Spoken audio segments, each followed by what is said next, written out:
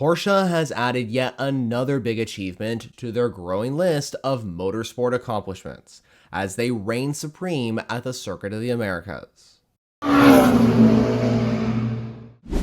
Against the backdrop of torrential rain and balanced performance setbacks, Porsche defied the odds to claim the overall victory in Round 6 of the 2025 FIA World Endurance Championship.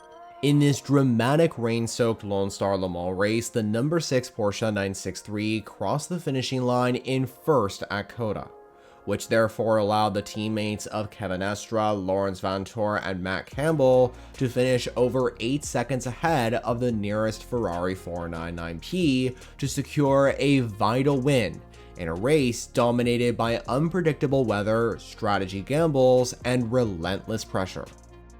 Coming into the weekend in Austin, Texas, Porsche, along with their rivals Cadillac, were hit with new BOP adjustments after strong performances in Sao Paulo. Porsche's LMDH Challenger suffered a 13 kilowatt or 17 horsepower power reduction and a 12 kilogram or 26 pound weight increase, which were BOP penalties that threatened to derail their weekend before it even began. Before this event in the United States got underway, the season had already been a roller coaster for the German marque. They were heavily impacted by the BOP in the opening 3 rounds, with a best finish of 8th coming at Imola. But Porsche's title charge only gained momentum at the 24 Hours of Le Mans with reworked BOP, where they ended up finishing second, just 14 seconds behind the winning number 83 Ferrari from AF Corsa. Another strong showing followed in Sao Paulo for round 5, with Porsche Penske Motorsport securing 3rd and 4th place finishes, allowing them to move closer up in the championship order. And in addition to the successful result for the factory cars, the number 99 Proton competition Porsche was also able to get into the points for the very first time this season. As the weekend unfolded at COTA, changing weather quickly became the topic of the paddock. Rain hit both Saturday's qualifying sessions and Sunday's race, turning the event into a strategic battlefield across both classes of hypercar and ALMS GT3, forcing teams like Porsche Penske to take bold gambles. Qualifying saw 2 of the Porsche 963s making it into Hyperpole, with Nico Varrone even going fastest in the number 99 car, while the number 5 factory entry narrowly missed out and would start in 11th. However, on race day, it was revealed that the number 93 Peugeot, which had qualified in 3rd, would have a technical infraction and would start at the back, bumping all the cars behind them up a spot. That allowed all 3 Porsche hypercars to start in the top 10, the number 6 in 3rd with Lawrence Vanthoor as the starting driver, the number 99 Proton competition Porsche in 5th, with Nico Varrone behind the wheel, and finally the number 5 in 10th with Julian Andlauer. Sunday's race began under safety car conditions due to heavy rainfall, and it stayed that way for the entire first hour, which unfortunately meant that not a single green flag racing lap was completed during that time.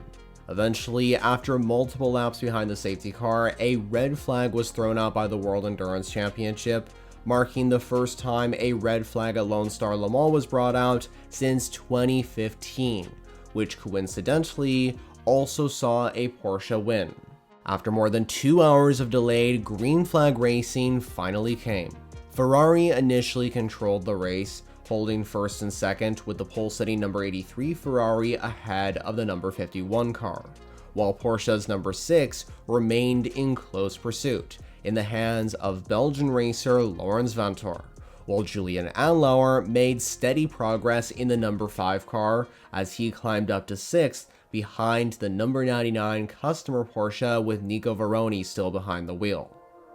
Unfortunately, things began to unravel for the number 99 Proton competition car, which suffered a spin and a series of unlucky incidents that dropped them out of contention. They did recover to finish in 13th overall, but it was a disappointing result considering their early pace. Meanwhile, at the front, James Calado took the lead in the number 51 Ferrari and moved ahead of Phil Hansen in the yellow AF Corsa car. But then, drama struck for the pole-sitting number 83 Ferrari when Phil Hansen mistakenly pitted in an incorrect position while handing the car over to Yeti-Blue, which dropped them down to 5th. With the 83 dropping behind, this opened the door for Porsche Penske's number 6 car to move up into 2nd and split the factory Ferraris, while the number 5 climbed into 4th, which would ultimately set up a thrilling fight to the finish between Ferrari and Porsche. With just about 1 hour and 40 minutes to go, following the 6th safety car period of the day, on the restart, Kevin Estre got a really good run on the leading car out of the final turn, and eventually made a bold lunge up the inside of turn 1 on Alessandro Pierguidi in the number 51 Ferrari. However, contact between the two led to a puncture for the Ferrari, forcing an unscheduled pit stop for the Ferrari AF Corsa crew, which dropped the number 51 behind. Race control evaluated the altercation between Porsche and Ferrari, and Estre eventually received a warning for the incident.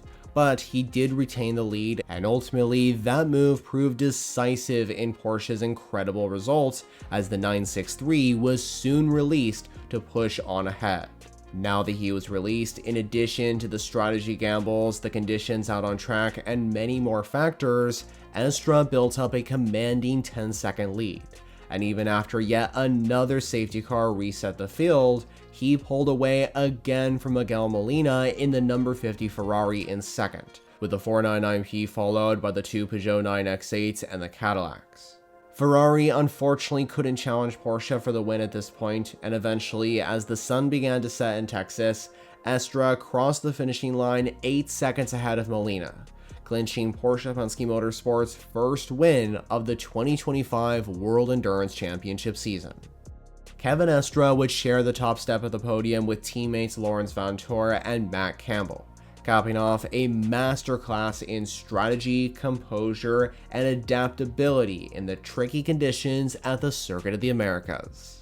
This result for Porsche gave them their first WEC victory at Lone Star Le Mans since 2017, when the iconic 919 LMP1 car was victorious. And this result also gave them their 4th overall victory at the Circuit of the Americas, further cementing their status as the most successful brand at this North American venue.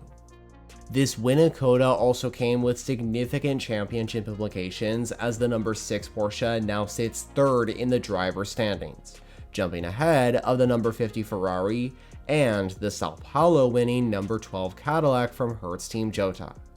Meanwhile, in the manufacturer standings, Porsche has overtaken Cadillac to move into 2nd, but just by 4 points as the series heads to Fuji. With momentum finally on their side and a win secured in 2025 in the WEC, Porsche heads into the 6 hours of Fuji, which is the very race they won last year, with renewed confidence and a real shot at challenging for the title against Ferrari and Cadillac. But now I'm interested to know, what do you think about all this? Porsche Penske Motorsport is finally victorious this year in the World Endurance Championship with this win at Lone Star Le Mans. But was this just a one-off result, or is Porsche back to winning ways? Well, be sure to let me know all your thoughts in the comments below.